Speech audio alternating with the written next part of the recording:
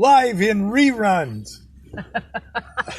Grandpa pushed the wrong button again. Grandpa pushed the wrong button. Again. Every Tuesday he does it. Get used to it. Here we are. We're the parking lot influencers. Oh, God. Please. We're trying to sell 6 packs of Ensure. You'd have to force feed it to me like Guantanamo. Yes, so there she is. Okay. Good morning. What exciting thing is happening in my life? I'm still babysitting the neighbor's cat. They're coming home today or tomorrow. I don't know. Anyway, I get paid. Yes. And I got paid for the last time I got paid for babysitting. I spent the money yesterday. We finally got the movers broke our dining room chairs, or some of them, and they were all also needed gluing badly, and that's too big of a job. So we paid a very nice man in a van who came and took them away and then brought them back so we can actually sit on them now. So I got something fixed. So I'm saying it's getting to be a change of seasons soon, but Lon will talk about that later at the appropriate moment because it's still a couple weeks away. But time to probably get. I'm going to try to do more on that. Get things fixed. Getting things fixed. Getting something fixed. Maybe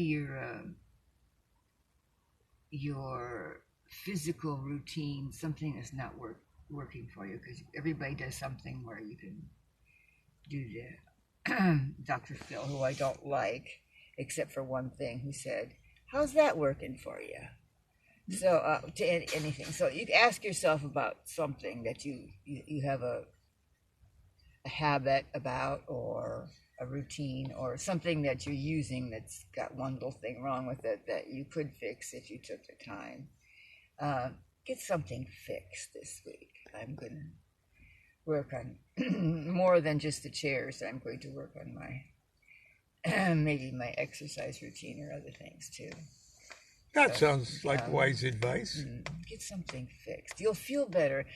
Things call your name when they're broken, you know? And it's like you don't realize it. It's like an extra weight, or you don't breathe deeply enough because things are, some mess somewhere or something is calling your name. Well, tell it to shut up and fix it. It's sort of like the I Ching hexagram, work on what has been spoiled. Yes, the work on what hexagram has been of spoiled. decay, yes. Okay. So, I'm going to go shopping Get now. some potluck stuff, because we're going to 2 masses this weekend. And we haven't 2 been Gnostic to any. masses. We haven't been to. I haven't been to a mass. And Lon has at Noticon, but I haven't in Long time. 2.5 years or something. 3 years almost. So We're going to a memorial mass for Bill Hydrake right. on you can Friday. Turn the camera now. Yeah. You may turn. What's that?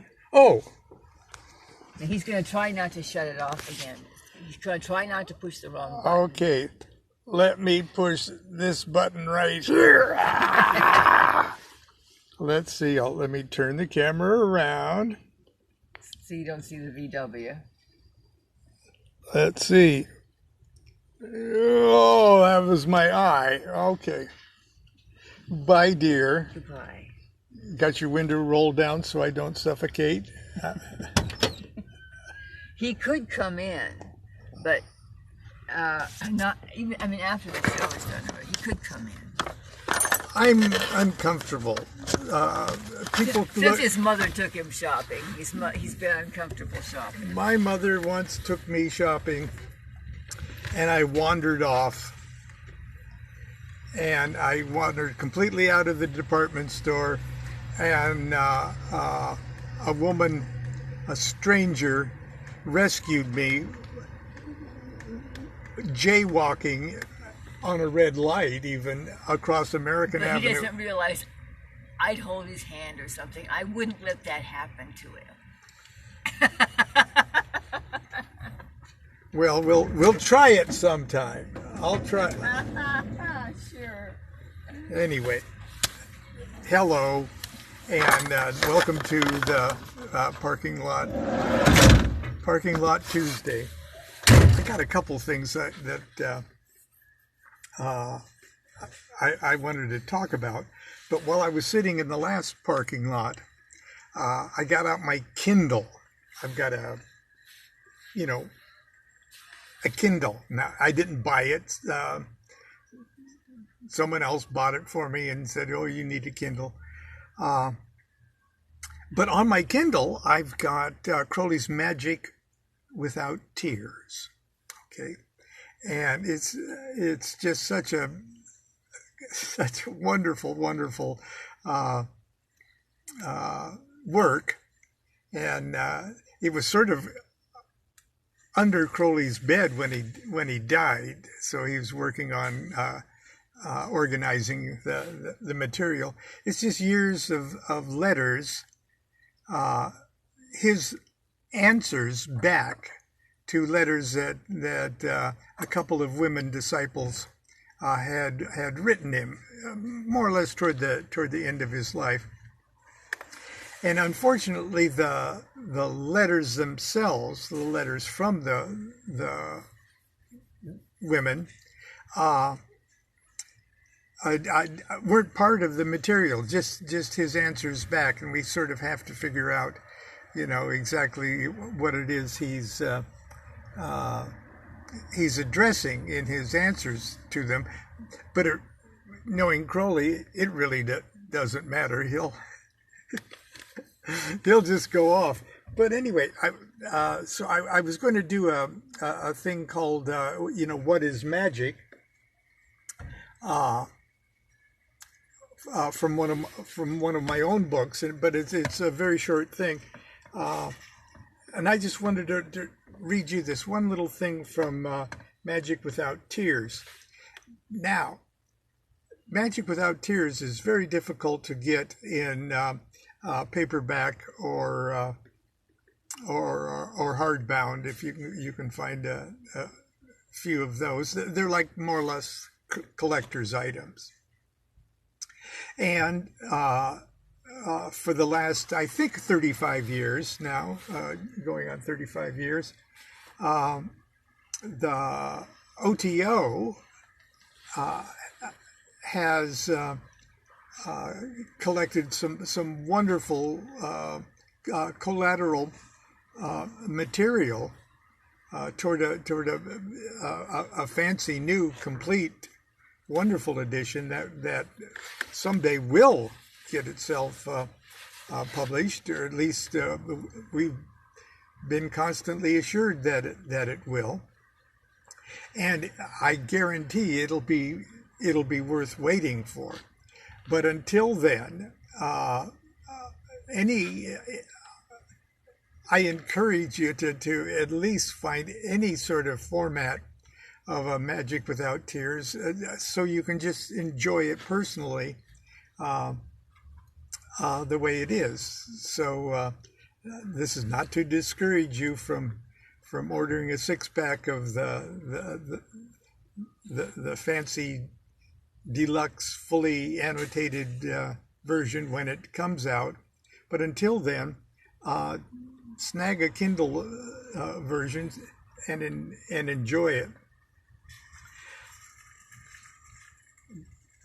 But I ran across this one thing, and it's in another letter. Let's see what's it's in the chapter 49, a thelemic morality. And I'm not going to read the whole thing at all. As a matter of fact, I'm just going to read a little snatch here, but it's just so cool. Does the end justify the means? That's the question.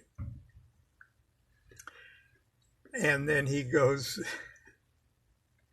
I'm going to skip ahead of talking about cesspools of clergy and stuff.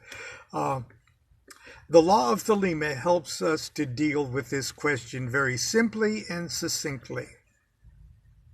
First, it obviates the need of defining the proper end. For with us this becomes identical with the true will. And we are bound to assume that the man himself is the sole arbitrary. That the man himself is the sole arbiter.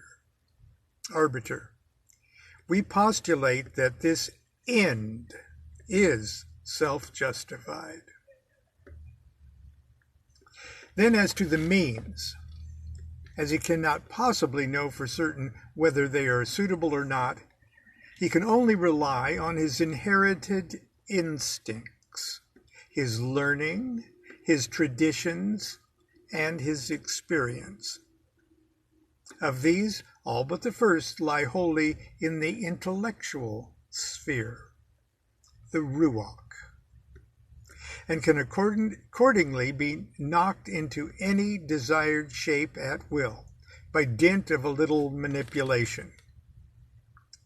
And if Thelema has freed him morally, as it should have done, freed him morally from all the nonsense of Plato, Mano, Draco, Solon, Paul, with his harpy brood, John Stuart Mill, and Kant, he can make his decision with purely objective judgment. Where would mathematics be if certain solutions were a priori inadmissible? But then, what about the plaguey first weapon in his armory?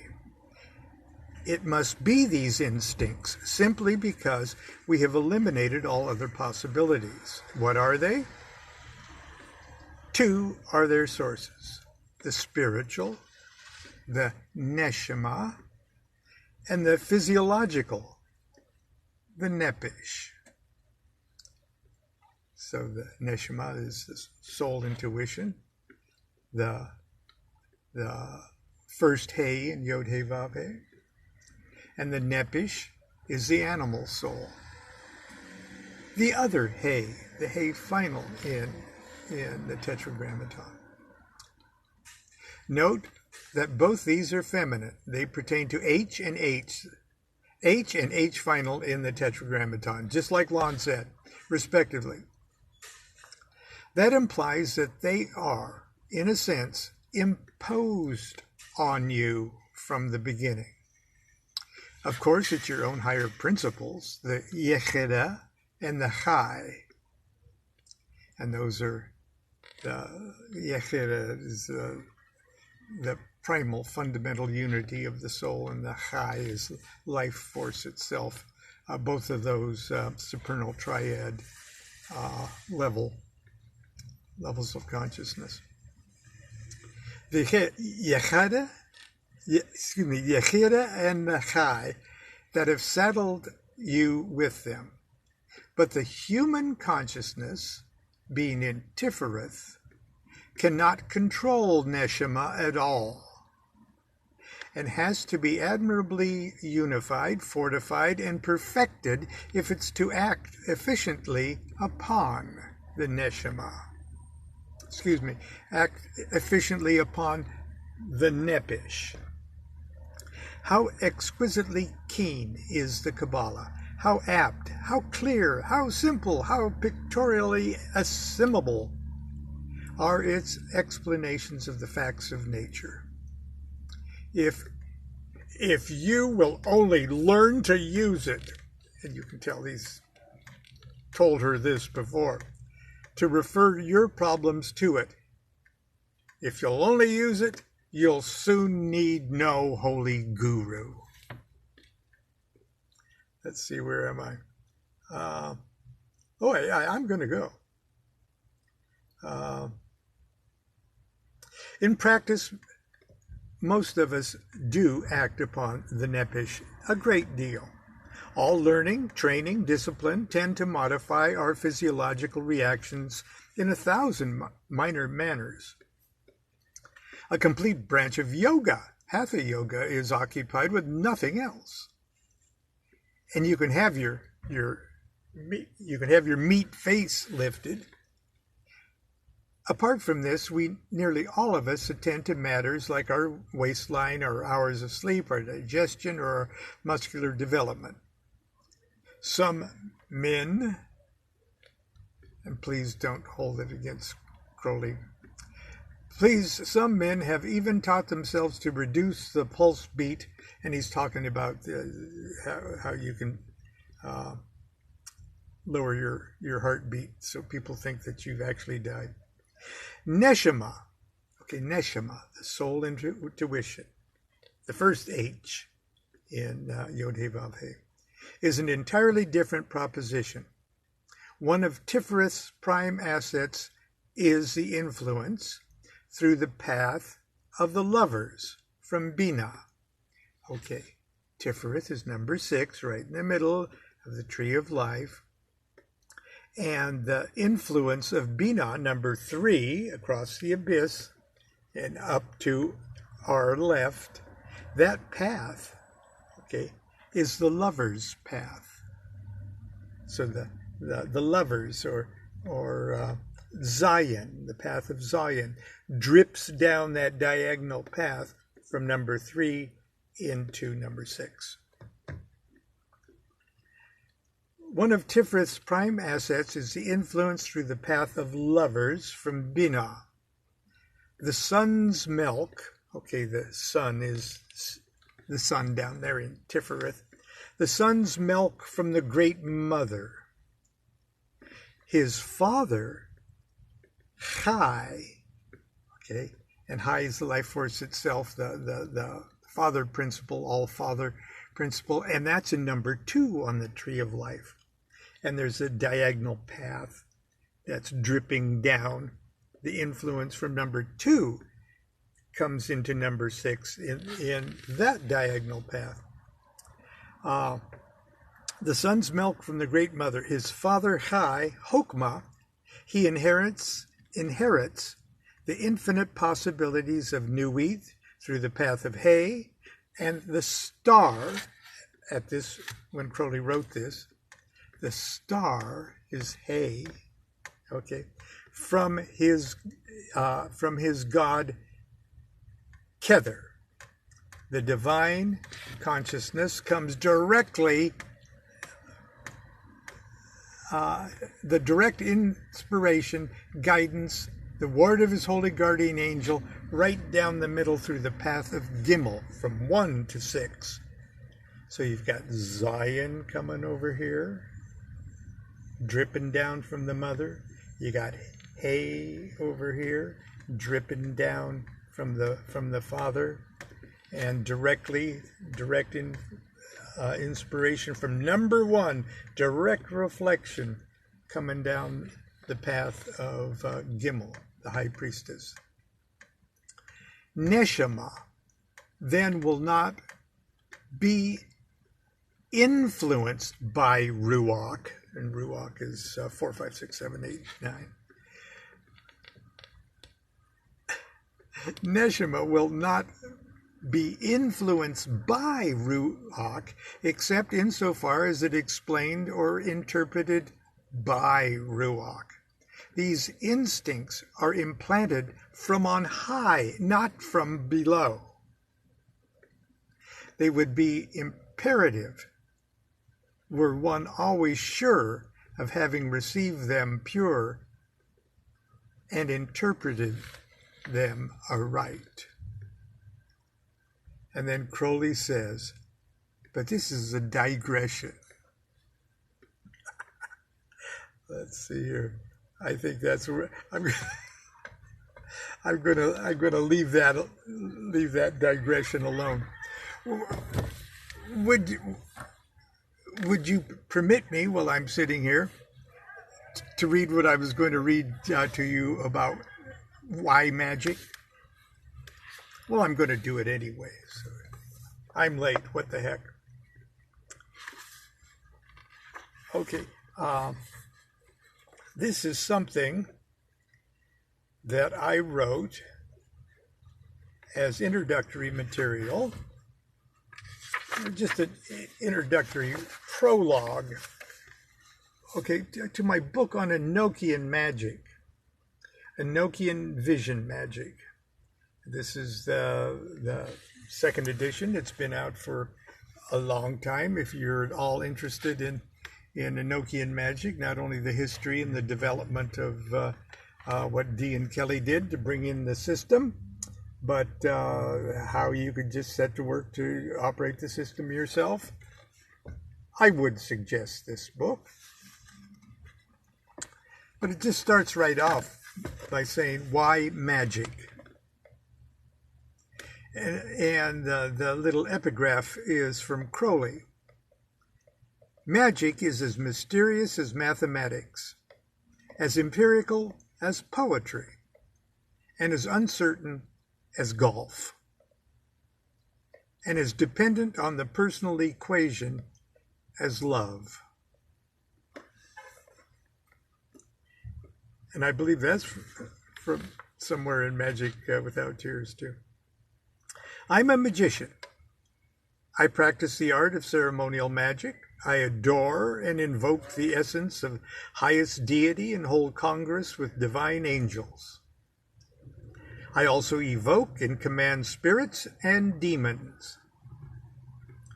Ceremonial magic is the path I have chosen to give expression to the spiritual yearnings I believe are inherent in every human being. It is my Tao, my way, my religion, my philosophy, my psychology. But ceremonial magic isn't my life.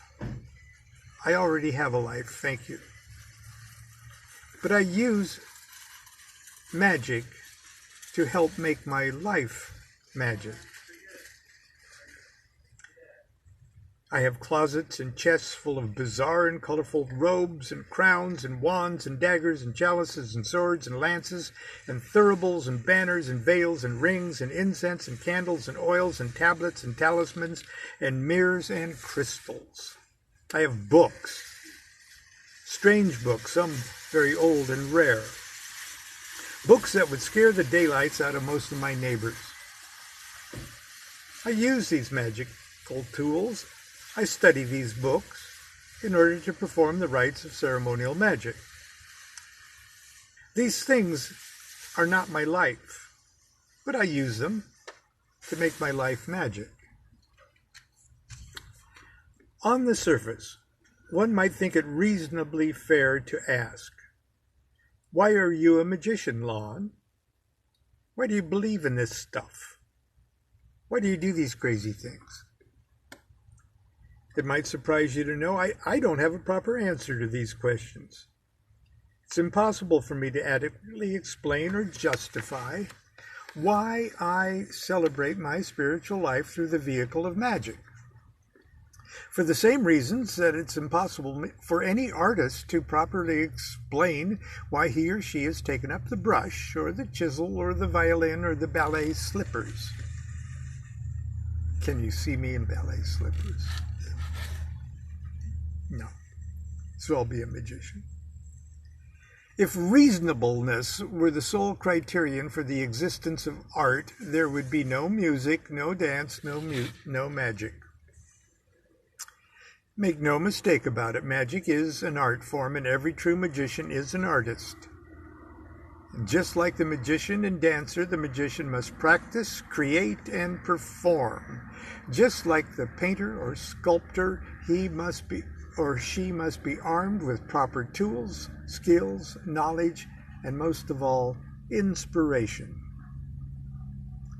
But what about people who've never learned to play a musical instrument, never learned to dance or paint or sculpt, yet who find themselves spiritually touched by listening to music, watching ballet, and visiting galleries? Are they not artists too? In a very important way, I believe they are.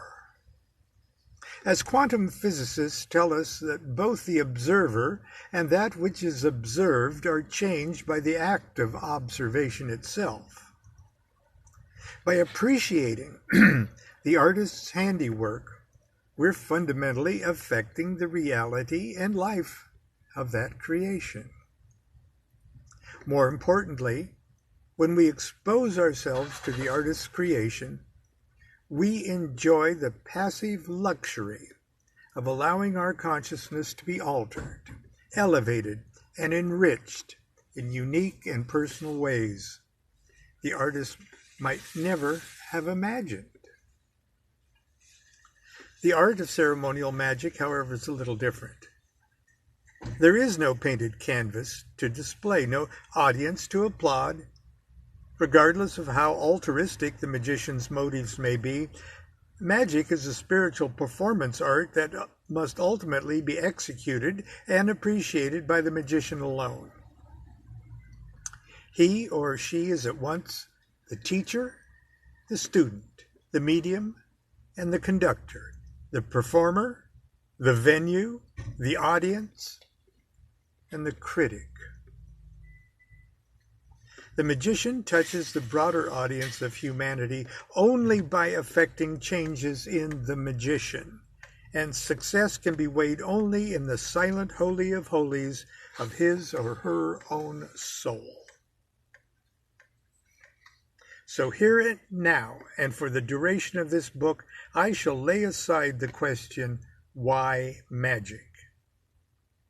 If my magical efforts seem to propel me closer to self-realization, if my work brings me a measure of health or happiness or wisdom or sense of fulfillment, good. But none of these things, nor indeed anything, can be the goal of my art. Instead of asking, why magic, I suggest all who would fancy themselves magicians seek answers to the following questions. Questions I struggle with to answer every day of my life. Am I really an artist? Am I drawn to this strange, irrational art form because of my mad passion to enrich my art and fulfill my creative purpose in life? Or am I doing all of this to avoid fulfilling my destiny? Am I running away from myself? When I don my magical robes and enter the temple, do I do so as a radiant artist magician, armed and ready to storm the gates of heaven and hell to do battle for the triumph of my soul? Poised to take the next step in my spiritual evolution? Or am I merely a foolish man in an exotic costume, a mystic poser in serious need of a life?